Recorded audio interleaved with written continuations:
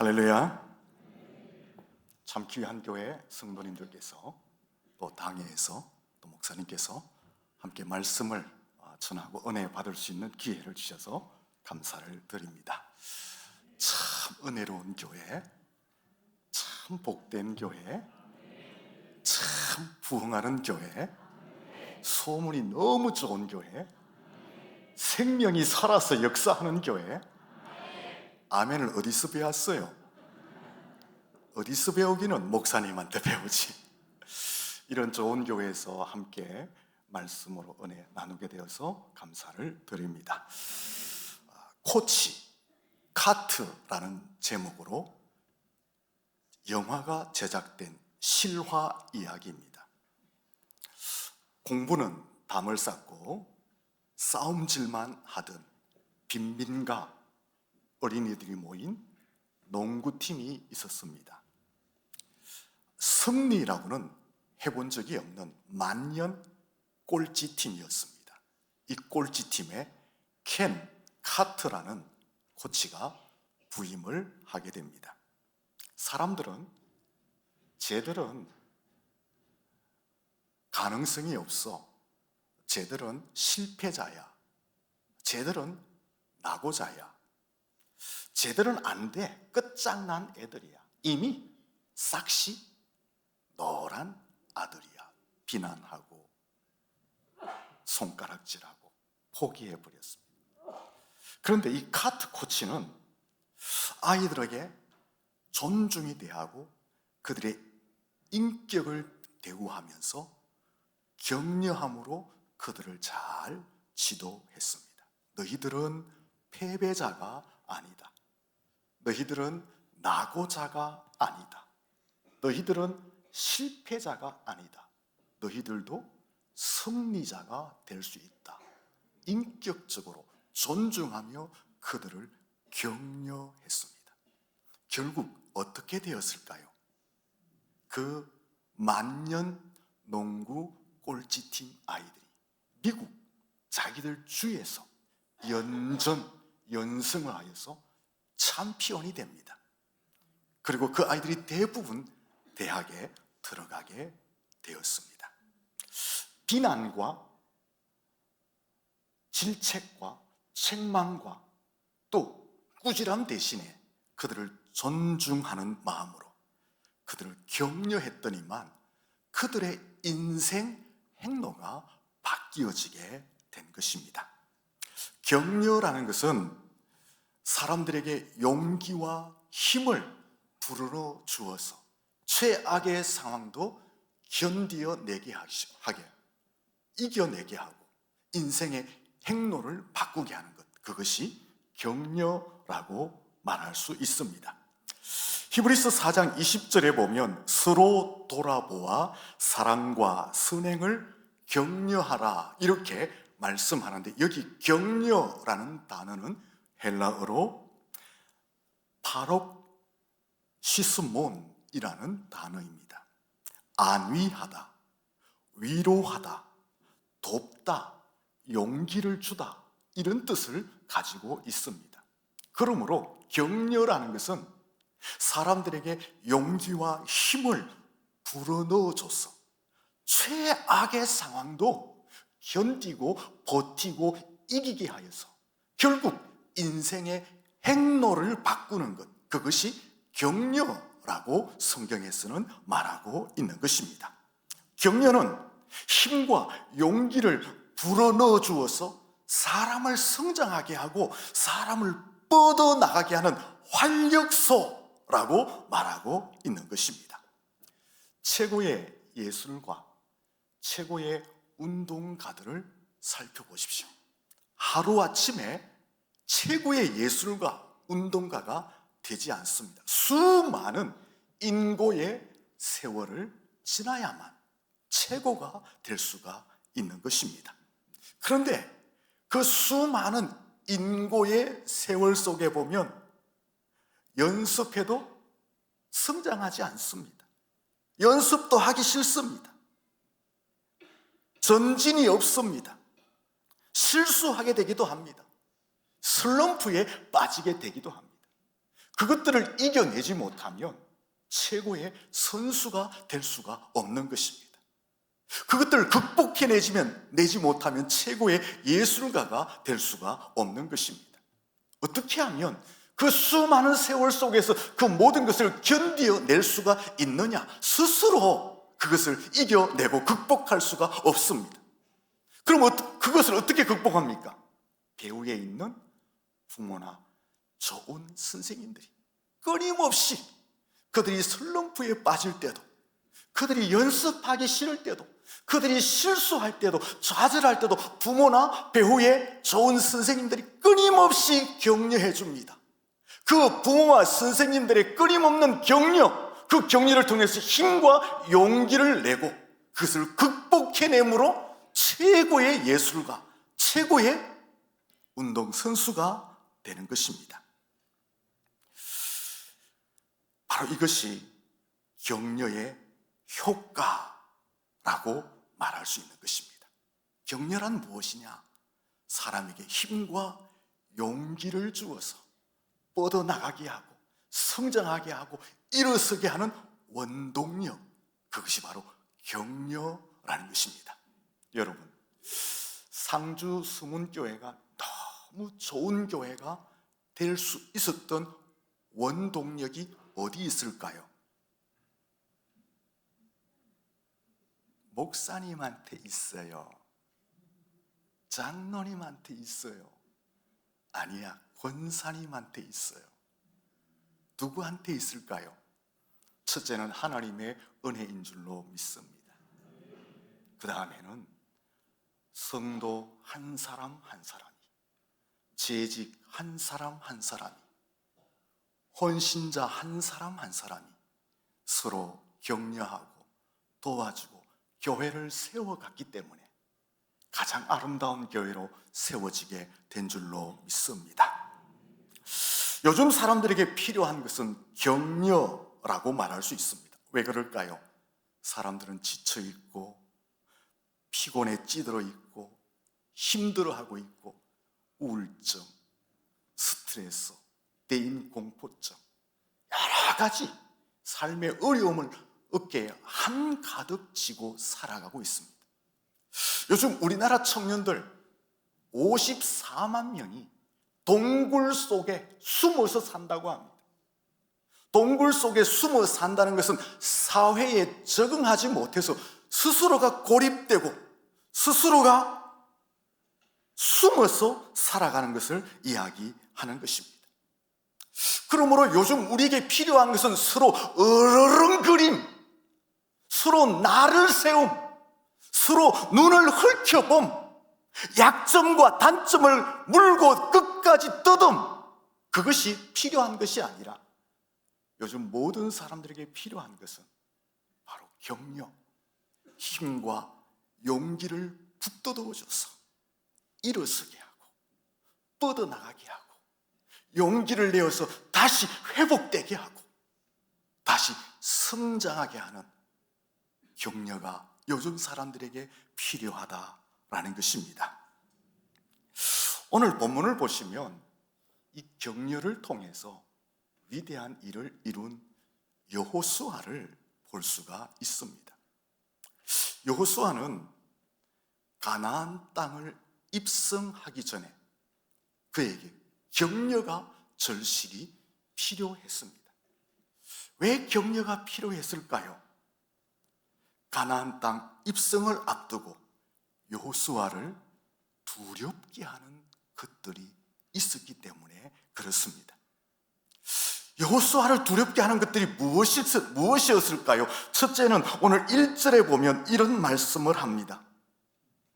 여호와의 종 모세가 죽었다라고 말하고 있습니다. 최고의 지도자가 죽었다라는 것, 그 최고의 지도자의 뒤를 이어서 이스라엘 백성들을 이끌어야 한다는 것, 이건 매우 부담스럽고 두려운 일이었습니다.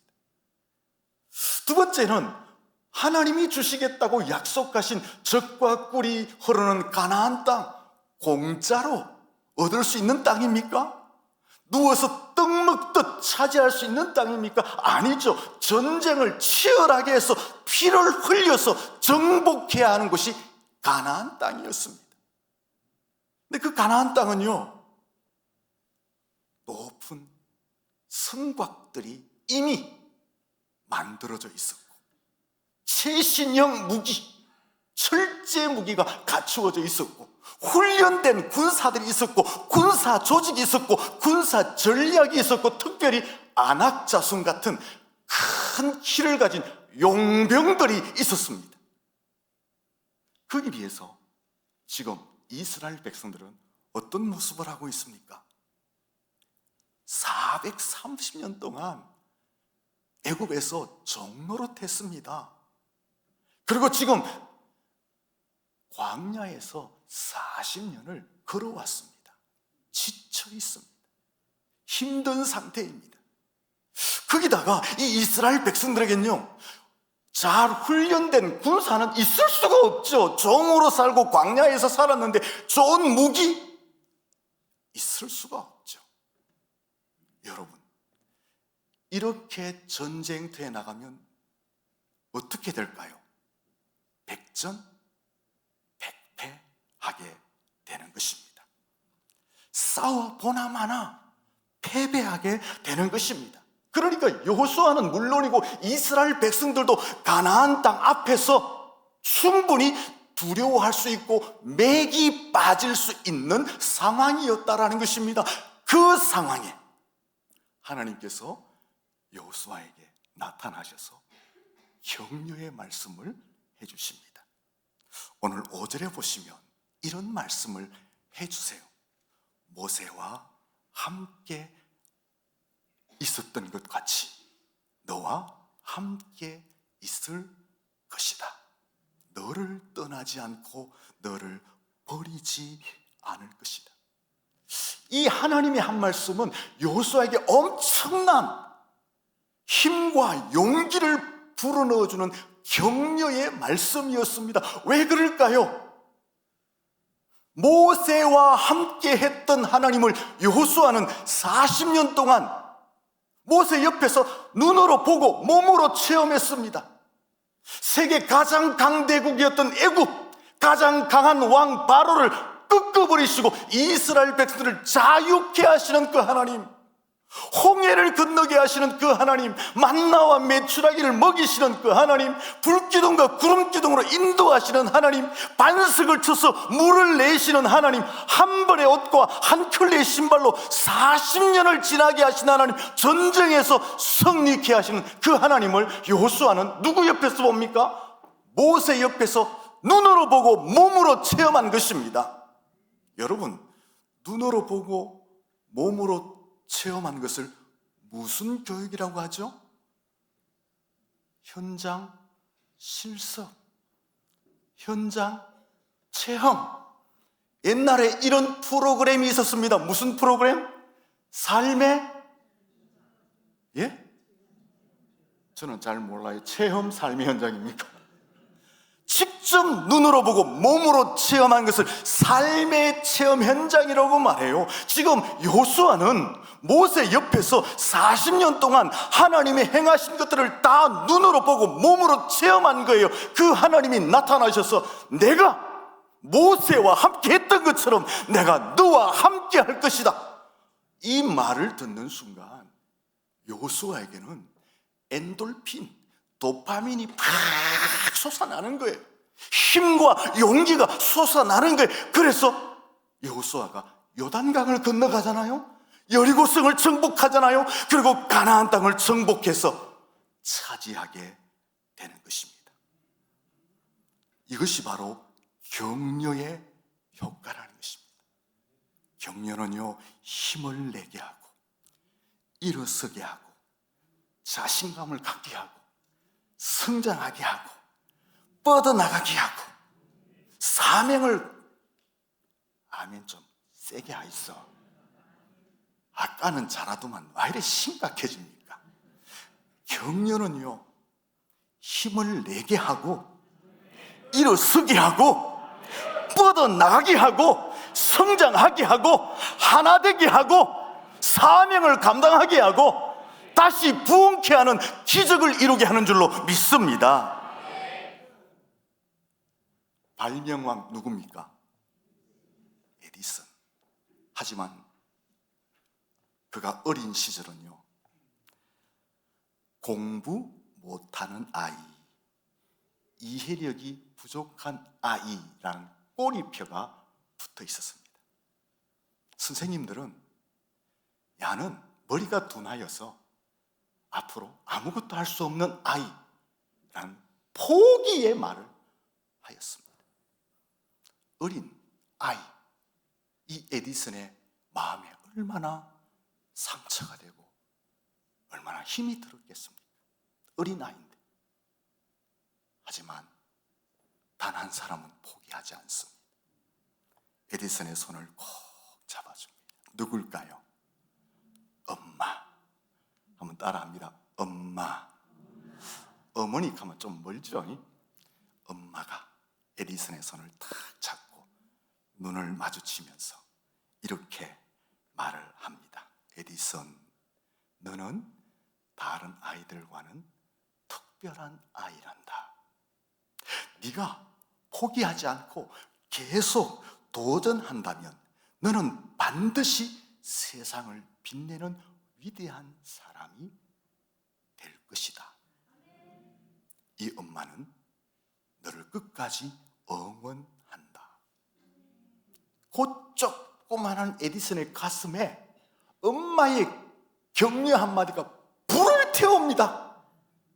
그래서 사람들이 너는 안 돼, 너는 바보야, 너는 끝장났어, 너 인생은 꽃을 피울 수 없어, 그런 비난과 손가락질을 하여도 끄떡없습니다.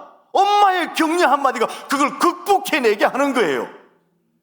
그래서 계속 연구를 하면서 정구를 발명하고 축음기를 발명하고 영사기를 발명하고 1093개 특허를 내는 발명왕이 된 것입니다. 이것이 격려의 효과라는 것입니다. 여러분, 격려라는 것은 단순히 칭찬이나 응원 그 이상의 의미가 있습니다. 격려는 한 인생의 운명을 바꾸어 놓는 기적 같은 원동력이 되는 줄로 믿습니다. 열왕기상 19장 4절에 가보면요, 갈멜산에서 불을 내려서 하나님의 하나님 되심을 증명해내고 바알과 아세라 선지자 850명을 기손 시내가에 데려가서 하루에 그냥 처단해 버립니다. 그리고 하늘문이 3년 6개월 동안 닫혀버렸잖아요. 그런데 기도함으로 인하여서 하늘에서 소낙비를 내리게 합니다. 불의 종, 능력의 사자 누굽니까? 엘리야. 그런데 그가 아합과 이세벨이 너 목숨을 반드시 내가 구하고 죽이겠다 추적하자 광야로 뛰쳐나갑니다. 그 광야 로뎀나무 아래서 쓰러져 드러눕습니다. 그리고 하나님께 죽기를 처합니다. 여호와여, 넉넉하오니 지금 내 생명을 거두어 주십시오. 불의 사자가, 능력의 사자가, 영과 육의 기력이 다 세진되어져서 절망자, 낙심자, 패배자가 되고 말았습니다. 이런 엘리야를 하나님은 어떻게 조치하셨습니까? 요즘 우리 사회를 보면요, 갈수록 무관용의 원칙, 원 스트라이크 아웃, 이 엄격한 잣대를 적용하고 있습니다. 얼마 전까지만 해도요, 우리 사회가 이렇지는 않았어요. 사람이 좀 잘못하면 사람이 그럴 수도 있지 뭐, 온정주의가 있었어요. 몇 번까지 실패하고 실수하면 봐준다? 3번까지는 봐줘야지. 관용의 미덕이 있었어요. 최근 우리 사회는 그 온정주의, 관용의 미덕은 사라집니다. 딱 잘못하면 무관용 원칙주의, 딱 실수하면 원 스트라이크 아웃 제거해 버리고 마는 것이 지금 우리 사회의 모습입니다. 하나님은 어떻게 하실까요? 본문에 탈진한 엘리야에게 하나님이 무관용의 원칙, 원 스트라이크 아웃이라는 그 원칙을 적용하고 버리고 포기했을까요? 아닙니다. 다시 찾아갑니다. 책망, 문책, 지적, 꾸중, 그렇게 하지 않습니다. 열왕기상 19장 15절에 보면 하나님이 천사를 보내어서 쓰러져 있는 엘리야를 어루만져 줍니다. 여기 하나님께서 천사를 통해서 쓰러져 있는 엘리야를 어루만지는 것은 단순히 피부 접촉이 아니에요. 상하고 깨어진 그 심령을 어루만지는 하나님의 치유의 손길이었습니다. 아합과 엘리야 때문에 갈깃갈깃 찢겨진 그 육체와 그 심령을 하나님이 어루만지면서 회복시켜 주신 그 하나님의 치유의 손길이었다라는 것입니다. 오늘 이 시간 혹시 육체가 깨어진 분이 있습니까? 마음이 상한 분이 있습니까? 엘리야를 어루만졌던 그 하나님의 치유의 손길이 여러분의 육체와 마음을 어루만져 고치고 회복되는 은혜가 있기를 예수님 이름으로 축원합니다. 자, 하나님께서 이렇게 어루만지게 하고 난 다음에 19장 5절과 6절에 보면 하나님이 엘리야에게 육체의 필요를 채워주게 됩니다. 천사를 통해서 어루만지고 난 다음에 숯불에 구운 떡과 물 한 병을 주면서 엘리야를 깨워서 야, 이거 먹어라. 먹을 것을 주셨습니다. 그리고 7절에 넘어가 보시면 하나님이 한 번 더 꼭 같은 행동을 합니다. 어루만지시고 먹을 것을 주셨습니다. 여러분, 아이고 우리 하나님 좀 시시하다. 먹을 것만 주면 어야노. 신비한 방법, 신기한 능력으로 엘리야를 잘 일으켜주면 좋을 텐데. 여러분, 음식을 통해서 격려하는 건요 참 힘이 됩니다. 저도 목사잖아요. 목사가 외롭거든요. 목사가요 고독하거든요. 목사가 참 어디 가서 마음을 터놓을 데가 없거든요. 근데 어느 날 교인이 전화 와요. 목사님 와요. 목사님 소리 높이면 가슴이 철렁 내려앉는다. 와요. 밥 한 모입시다. 그러면 힘이 날까요? 안 날까요? 힘이 나요. 여자 성도님이 목사님 예 와예 소고기 한번 사드릴게요. 비싸다 아닙니까? 걱정하지 마이소. 지쳐있을 때, 외로울 때, 고독할 때 실제적인 격려가 됩니다. 실제적인 격려. 제가 왜 이 말 하겠습니까? 배 목사님 예 밥 한 모입시다. 와, 아멘을 안 하노? 다시 배 목사님 예 밥 한 모입시다. 장로님들 밥 한 그릇 밥 한 그릇 모입시다. 배 목사님 예 소고기 모입시다. 이거 비싸서 아멘을 안 하네. 예를 든 거예요. 여러분도 그렇지 않습니까? 힘들 때 누가 와서 말 한마디 틱 해주는 것보다 야, 밥 한 그릇 먹자. 그거 먹고 나면 진짜 힘이 나요. 하나님이 엘리야에게 2번, 신비한 방법이 아니에요. 영과 육의 기력이 다 세한 엘리야에게 찾아가서 어루만져주고 먹을 것을 2번이나 공급해 줍니다. 그때 엘리야가 힘이 쫙 나가지고 8절 말씀해 보시면 40주 40년을 뛰어서 호렙산에 갔다고 해요. 호렙산에 갔다는 것은 엘리야가 죽는 그날까지, 하늘나라로 회오리 바람을 타고 올라가는 그날까지 사명을 다했다는 것을 말해주고 있는 것입니다. 바로 이것이 격려의 힘인 줄로 믿습니다. 그런데 격려가 이렇게 좋은데 격려를 너무 안 해요. 우리 상주 서문교회하고 우리 대성교회하고 빼고 안상주 서문교회, 안대성교회 가보면 서로 격려를 안 해요. 여러분, 왜 격려 안 합니까? 이 좋은 격려를 막 높여주면 자만할까봐, 교만할까봐, 그래서 쓰러질까봐, 그래서 벌을 받을까봐 걱정이 돼서 격려 안 합니까? 아니에요. 격려를 못 받아서 상처받습니다. 쓰러집니다. 힘들어합니다. 격려를 못 받아서 마음이 다치게 되는 것입니다.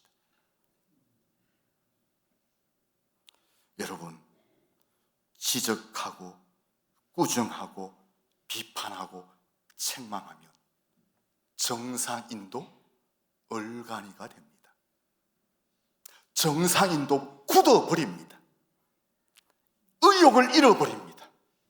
정상인도 힘이 빠져버립니다. 바보가 되어버립니다. 지적하고 꾸중하고 책망하면 잘 될 것 같지요. 내가 지적해줬으니까, 꾸중해줬으니까, 책망해줬으니까 성장할 것 같지요. 미쳐버립니다, 여러분. 파멸해버립니다, 여러분. 착각하지 마세요. 어느 회사에 격리를 담당하는 사람이 갑자기 자살합니다. 경찰들이 와서 왜 자살했는지 사무실을 다 뒤져봐도 원인이 없어요. 일도 장부도 철저하게 잘 정리되어 있어요. 그러다가 그 사람 책상 옆에 휴지통에서 쪽지 하나를 발견합니다. 그 쪽지를 펴보니까 내가 이 회사에서 30년 동안 죽도록 충성했는데 격려 한마디 듣지 못했다, 칭찬 한마디 듣지 못했다, 진절머리가 난다, 이렇게 사느니 죽는 것이 낫겠다. 그 쪽지가 발견되었어요. 그래서 경찰들이 사망 원인을 뭐라고 했을까요? 안 격려, 안 칭찬, 그렇게 사망 원인을 내렸다고 합니다. 보세요, 여러분. 비난과 지적과 비판과 냉담함과 책망은요, 정상인들도 굳어버리게 합니다. 얼어버리게 합니다. 바보처럼 만듭니다. 미치게 만들고 파멸시켜버리고 마는 것입니다. 근데 좀 부족해도, 좀 덜 갖추어도, 좀 연약해도, 좀 뭐가 나 있어도 격려해주면요, 그 사람은 쓸모 있는 사람, 가치 있는 사람, 유익한 사람이 될 줄로 믿습니다. 격려를 받으면요, 영과 육이 도파민이 쫙 올라옵니다, 여러분. 성장하게 되고 뻗어나가게 되고 웬만한 어려움도 극복해내게 되는 줄로 믿습니다. 발명왕 에디슨 보세요. 니는 바보다, 니는 앞으로 아무것도 안 된다, 그렇게 낙인이 찍혔지만 엄마가 손을 각 잡고 나는 믿어, 그 격려 한마디가 바보를 천재로, 발명왕으로, 인류 역사의 가장 업적을 위대하게 남긴 한 사람으로 세워놓았습니다. 본문의 여호수아를 보세요. 가나안 땅 입성을 앞두고 두려워하고 있는데 하나님이 뭐라고 하십니까? 모세와 함께 했던 것처럼 너와 똑같이, 뭐라고요? 똑같이 함께 하겠다. 이 말 한마디에 여호수아가 힘이 쫙 나서 가나안 땅을 정복하게 된 것입니다. 그런데 이 격려는요, 개인의 운명을 바꾸어 놓을 뿐 아니라 격려하면 공동체도 변화시키고 공동체 분위기를 좋게 만들고 공동체가 일어서게 하고 공동체가 화합하게 만들고 생명이 넘쳐나게 만들고. 하려면 좀 쉬게 하고 있어. 내가 지금 얼마나 쉬게 합니까? 지금 반은 해야 될까? 이게 반은.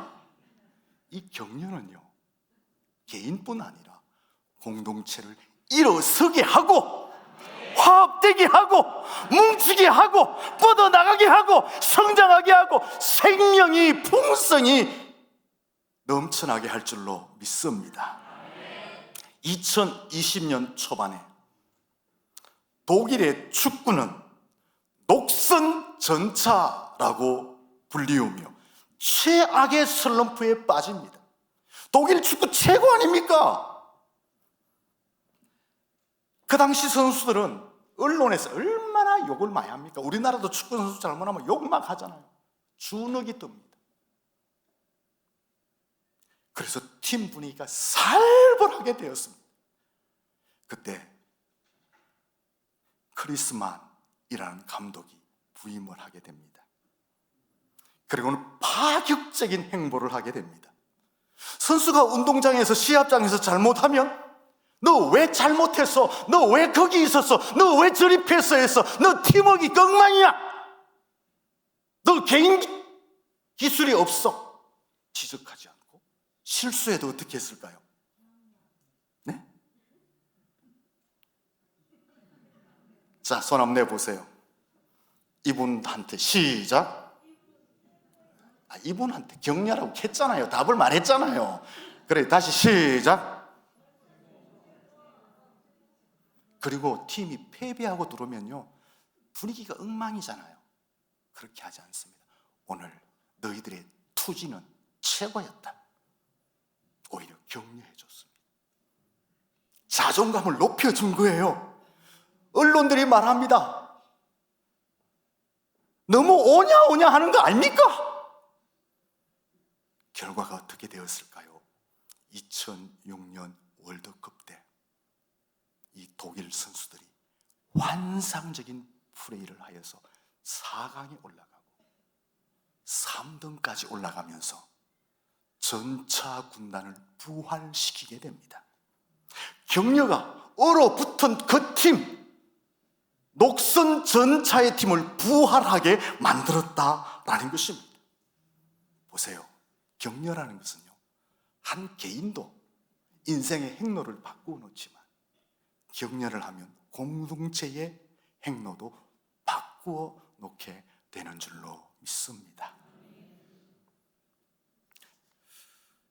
에베소서 1장 22절과 23절, 에베소서 5장 30절, 고린도전서 12장 27절, 로마서 12장 4절과 5절, 골로새서 1장 18절 다 찾으셨죠? 그럴 줄 알았습니다. 이 말씀들을 보면 예수님은 교회의 머리이시다. 예수님은 교회의 몸이시다라고 말씀합니다. 성도들은 뭐라고 합니까? 지체라고 말하고 있습니다. 한번 물어봅시다. 우리의 지체, 손, 발, 심장이 서로 물고 떴습니까, 여러분? 서로 까레핍니까? 서로 니 잘했나 한번 보자, 못했나 한번 보자, 검사해보자, 평가합니까, 이 지체가? 우리의 지체는 그래 하지 않습니다. 서로 보완해주고요, 서로 협력해주고요, 서로 힘을 보태주고요, 서로 함께 어울립니다. 다시 묻습니다. 교회와 성도의 관계, 예수님과 성도의 관계는 유기적 연합을 이룬 한 몸입니다. 무슨 뜻인지 모르겠지? 김장로님은 오른팔 아이가 오른팔. 이권사님은 뭡니까 그러면? 왼팔 아이가 왼팔. 박씨 안 했죠? 박집사님은 심장이다, 심장. 지금 성경이 우리를 그렇게 설명하는 거예요. 우리를 박씨, 김씨, 이씨 각각이 아니라 너는 팔이고 너는 오른팔이고 너는 왼팔이고 너는 심장이다. 자, 그런데 우리가 서로 물고 뜯으면, 서로 대립하면, 서로 갈등하면, 잘하나 못하나 비판하고 평가하면 지 살 물고 뜯는 거예요. 지 살. 맞습니까? 아닙니까? 맞습니까? 아닙니까? 다 돼가요 이제. 절대로 여러분, 지체는 서로 대립하지 않습니다. 아프면요 같이 아파하고, 힘들어하면 같이 힘들어하고, 굶으면 같이 굶고, 행복하면 같이 행복해하고, 이것이 지체라는 것입니다. 그러면 옆에 있는 사람이 나와 한 몸이라면 우리는 뭐 하며 살아야 됩니까? 물어 뜯어야지, 어르렁거려야지. 우리 다 재직 아닙니까? 봉사자 아닙니까? 충성하면서 의해야 됩니까? 네 잘하나 못하나 한번 보자. 비판하고 판단해야지. 한 몸은 그렇게 하지 않습니다. 부족하면 채워줍니다. 모자라면 보태줍니다. 넘치면 어떻게 합니까? 그 넘침을 적당히 다스려줍니다. 이렇게 격려하면서 교회를 섬기게 되는 것입니다. 보약 중에 최고의 보약이 무엇일까요? 웃음. 녹용, 산삼 들어간 보약이 최고 좋죠. 그런데 그것보다 더 효과가 직방인 보약이 있습니다. 그게 뭘까요? 네? 야, 역시 상주서문교회 수준이 높다. 제가 다른 데 가서 이렇게 설명했는데 뭐라고 하는 줄 아세요? 신구약 성경 익한다.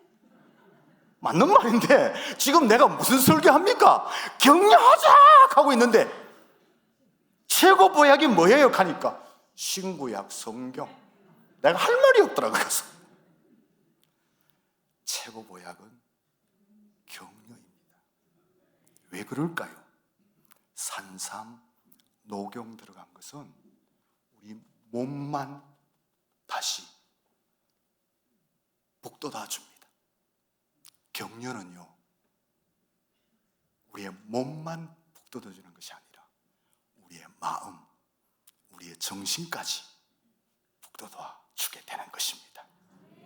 격려 한마디 들으면요, 내 몸에 힘이 나고 내 마음이 불끈 힘이 솟아나게 되는 것입니다. 격려에는 두 가지 특징이 있습니다. 첫째, 여러분이 좋아하는 겁니다. 격려는 돈이 안 든다. 너무 좋죠? 둘째, 격려는 효과가 직방이다. 산삼, 녹용 들어간 것은 엄청나게 많은 돈을 들여야 되는데 격려는 돈 한 푼 안 듭니다. 산삼, 녹용 들어간 그 좋은 보약을 몇 재씩 먹어도 내 몸에 효과가 있을지 없을지는 한참 있어 봐야 됩니다. 격려는요, 돈도 안 드는데 그 자리에서 효과가 직방으로 나타납니다. 직방으로. 한번 시험해 볼까요? 옆 사람 보시면서 당신이 있어서 우리 교회가 빛이 나고, 당신이 있어서 우리 교회가 부흥하고, 당신이 있어서 내가 행복하고, 당신이 있어서 우리 목사님이 웃고, 당신이 있어서 우리 장로님들이 어깨에 힘이 들어가고, 당신이 있어서 하나님이 영광을 받으십니다. 시작.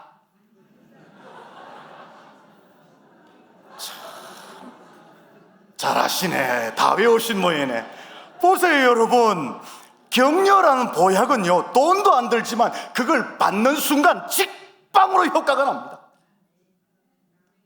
근데 왜 이 좋은 격려를 안 하고 재직이 돼놓고는, 교회 중심 인물이 돼놓고는 맨날 으르렁거립니까?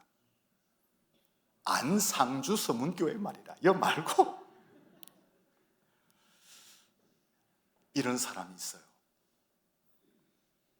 아이고 30분 하려고 했는데 많이 됐네.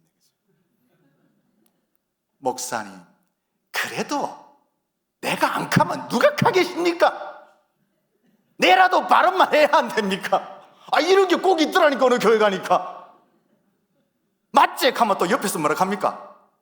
그래 맞다 니라도 해야 안 되겠나? 눈가락이 탁. 죄송합니다. 마태복음 25장에 보면 예수님 이런 말씀하세요. 양과 염소는 마지막 때 같이 둔다? 양은 양대로, 염소는 염소대로. 그냥 같이 있을 때는 둬요. 염소가 막 뛰받아도 놔둬요. 근데 마지막 때는 염소는 양의 무리에 들어가지 못합니다. 심각하게 받아들이셔야 됩니다. 내라도 해야 안 되겠나? 하이소마, 염소 하이소, 염소. 왜 할랍니까 여러분? 결론입니다. 우리가 이렇게 좋은 교회를 다니면서, 이렇게 좋은 하나님을 섬기면서 굳이 재직이 되어서 영광스러운 일을 감당하면서 굳이 대립할 필요 없잖아요. 굳이 서로 불편할 필요가 없잖아요.